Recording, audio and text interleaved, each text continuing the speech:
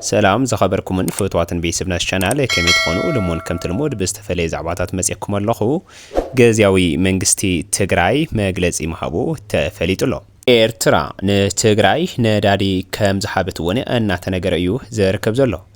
በአምሃርተን መዘናጋዕትን ዝኾኑ መኽርታት ዝፍለጥ ቲክቶከር ስለ ፍቅር ከአብይ ጋር ብዝሓደሮ ሕድር ሕማም ብሞት ከም ዝተፈለየ ተፈሊጥሎ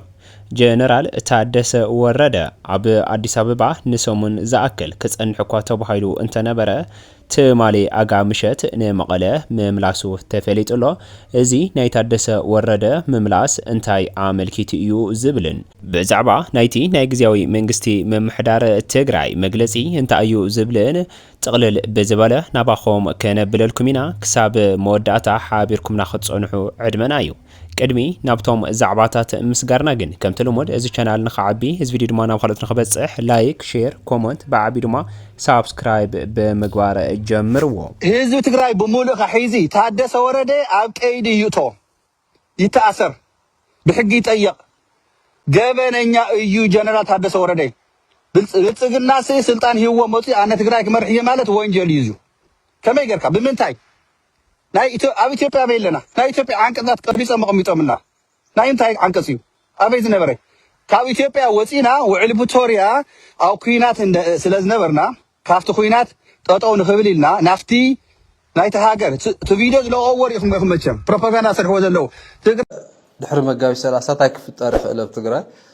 ታይ ክንጽበ ንኽእል ልብል ሓደ ሰለስተ ዝኾና ሴናሪዮታት ኣነ ርእሰይ ልመላለሳ ሰንቀቕርበልኩም ክሙክርየ ካብ ውሽጢ أينا يتكلم أينا يقول أينا الحشة possibility اللو كل نخلي ناي لحاسة أما ترى شقعات تايتن نجبري مرت أنا خمسويت تايوات أنا اللي حاسون كأرولكم كمكري سو خلهم كم تردوا بزحات تاونا يدلي هذي تناي تحدث وردني حد عمت جزء محضر جزء كدرجة حدث منكري ولا صبت بتعمل حزن تراجدي تايو حدث من القرية أو جزء من محضر بخمين بمن كملتك أكثر حزين فلت إسلازي دحرسوا من خم بهر سربرايز كنجبرنا دارجان تبلنا معلتيو خمينا نشاجر منيل تكا خميل تكا بدحري المتسم عرفت عينتيو منم لفلت تجراي للي مثلني بخلتي وجن بديساون بمقالون كسر حزي أزيل بحال لبلا على ستة مابون قريوير أنا مالتي سلزي دحرسوا من تايوسن كل سو دارجا سربرايز كيولز بل مالتي سو تحدى بتعمي مسكف نجار سو تلالنا يخون تعتون كنا يناي محزن مخانو كافت إيد هزبي الوقت مخانو لرئيكاس سو تحدى ملكتوس سو مالتي سو كم محمد سب كم بهر دارجا 100% ايجنسينا تحديقنا أبنا علنا قداي بعلنا نيموسان عدلنا بخلتي يوم تعفات تحديقو صوت هزوي واحد حرت واحد متعدلو أولو سنو قداياتون تاخي قبر خمل خيل توتالي من معينات كلو لي ولو لي فلت اللو معراف وشتينا نينا سو نايدن قرقر معرافي لين وصل أنا تلحالفة سلسة عامت نايشقر قزيك خون لقبو لنا ناول حاشا معراف كن سقاقر اللو خن حاويل له ناب نور منقستنات كن نطر اللو لقبو أنا ورا فريد تناقيتات شوون تنايتادس ورا دون بعنيني بدن قرقر أوش حط خطوك كنبلت فينا ينا إلي الحاسب سو لخسروا عامتات يوم حزون قالوا توسخت عامتات نمخسار مدلاو لنا إلي الحاسب كان بير سو تحدى بطعم مسكة فيه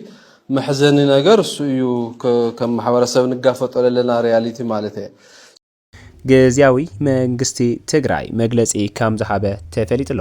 ህዝቢ ትግራይ ምስ ካልኦት ጭቁን ህዝብታት ኮይኑ ብዘካይዶ መሪር ተጋድሎን ብዝኸፈሎ ክብር መስዋዕትን ንኹሎም ህዝብታት ብማዕረ ዘገልግል ሕገ መንግስትን ሓድሽ ፌደራላዊ ዲሞክራሲያዊ ስርዓትን ክትከል ዝገበረ ህዝቢ ምዃኑ ይፍለጥ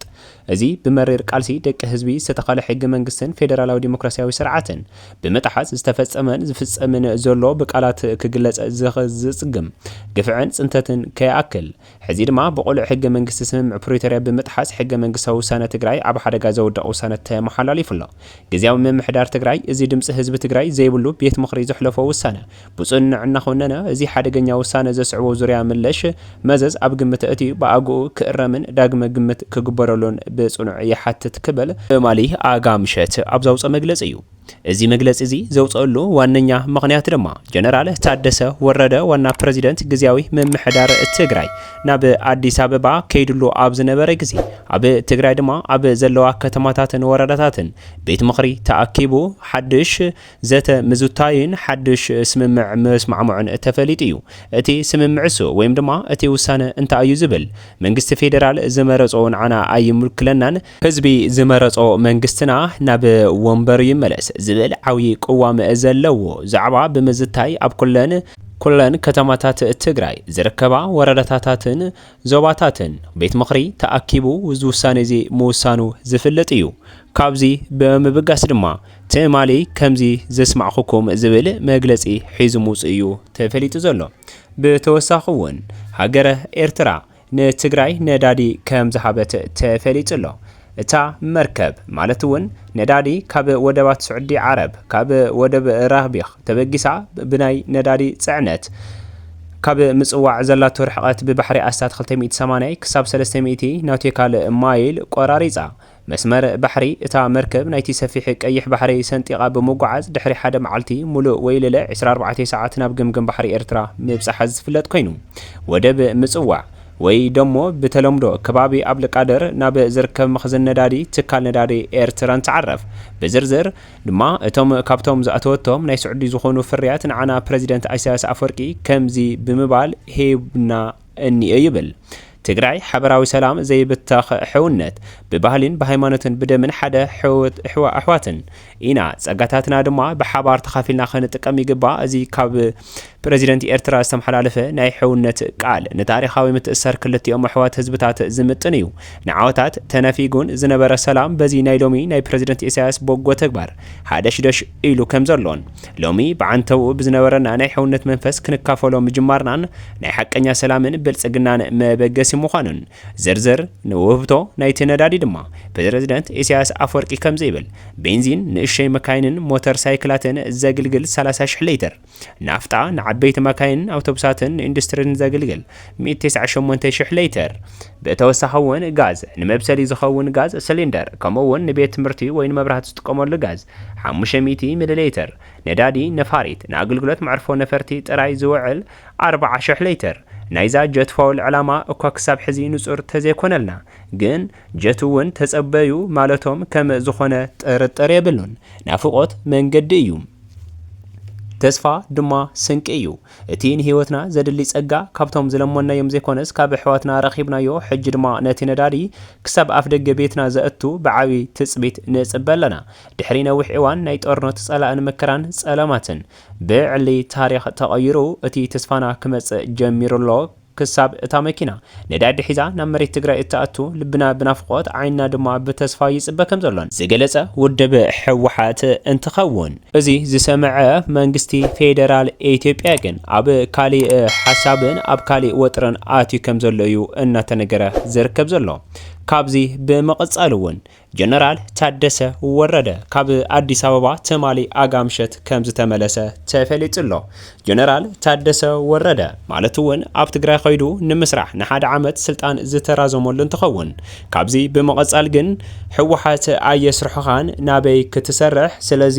ካብ ስልጣንካ ክትወርድ ኣለካ ተባሂሉካ ዋላ እንተነበረ ይኹን ደኣ እምበር ብለበዋን ልመናን ደሓን እንተ ስኹም ፈቂድኩም ለይ ኣነ ከመይ ገይረ ከም ዝሰርሕ ኣለ ባዕለይ ይፈልጥ እያ ናተይ ዝብሎ መሓወር እውን ኣለኒ ሕወሓት ካስርሑ እንዲኦም ኣያስርሑኒ ኣብኡ ምስ ኸድኩ ከሪአኩም እየ ብምባል ነቲ ስልጣን ለሚኑ ከም ዝረኸበ እዩ እናተነገረ ዝርከብ ዘሎ። ይኹን ደኣ እምበር ፌደራል መንግስቲ ዶክተር ኣብይ ኣሕመድ ከምዚ ክብል እውን ከም ዝተዛረቦ ተፈሊጡ እዩ። በል ንዓ ክሳብ ዝተባሃለ ዝበሃል ናሃእስታት ሓደ ሰሙን ኣብ አዲስ አበባ ኢኻ ትጸንሕ ኢልዎ ከም ዝነበረን እሱ እውን ኣብ ሓሳቡ ተስማዕሚዑ ክጸንሕ ወሲኑ እኳ እንተነበረ ነገር ግን ትማሊ ምሸት ንመቐለ ከም ዝመጸ ተፈሊጡ ኣሎ። መቐለ ንምንታይ መጺኡ ዝብል ድማ ኣብ መንጎ ሕወሓትን ኣብ መንጎ ህዝቢ ትግራይን ኣብ መንጎ ግዚያዊ መንግስቲ ትግራይን ዓብይ ኣፈላላይ ተፈጢሩ ከም ዘሎን ማለት ድማ ብጀነራል ታደሰ ወረደ ስልጣን ተዋሂቦም ዝነበሩ ናይ ዞባን ወረዳን ኣመሓደርቲ ወከልቲ ዝበሃሉ ሰባት ብሕወሓት ይባነሩ ምህላዎምን ካልኦት ይትክሎም ምህላዎም ምስ ፈለጠ ብኣስቸኳይ ድማ ንመቐለ ከም ዝተመለሰ እዩ ተፈሊጡ ዘሎ።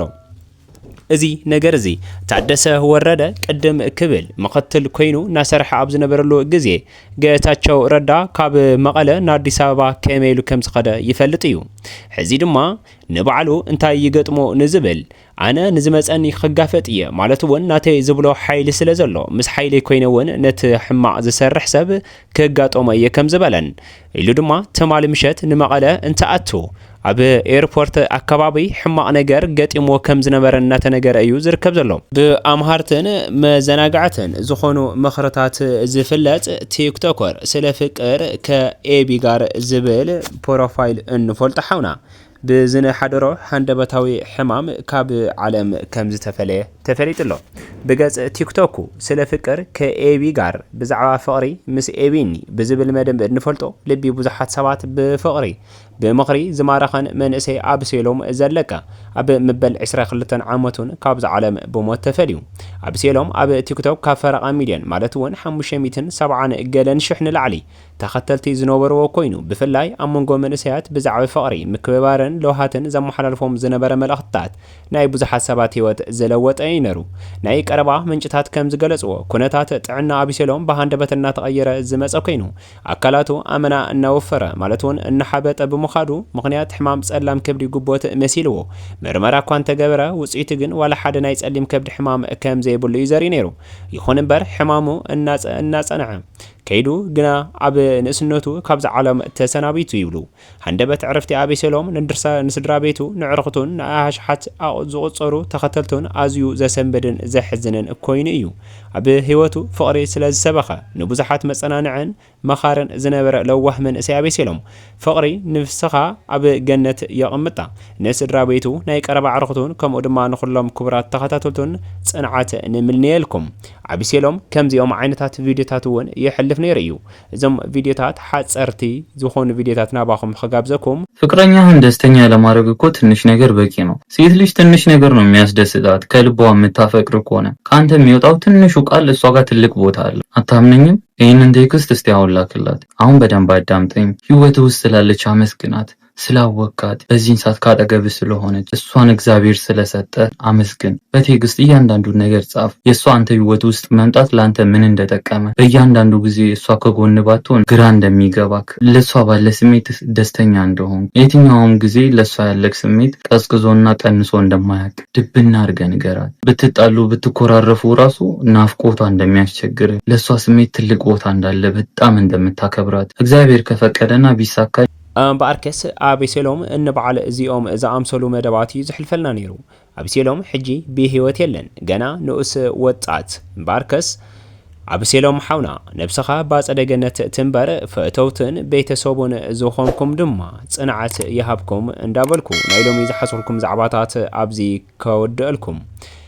ባርከስ ክቡራትን ፍትዋትን ተኸታተልትና ንሎሚ ዞም ትሰምዕዎም ጽንዓኹም ዛዕባታት ይሒዘልኩም መጽአ ነይረይ። ቅድሚ ምውጻኹም ግን ከም ትልመዶ እዚ ቻናል ንኸዓቢ እዚ ቪድዮ ድማ ናብ ካልኦት ንኽበጽሕ ላይክ፣ ሼር፣ ኮመንት ብዓቢ ድማ ሳብስክራይብ ከይገበርኩም ከይተወፂኹም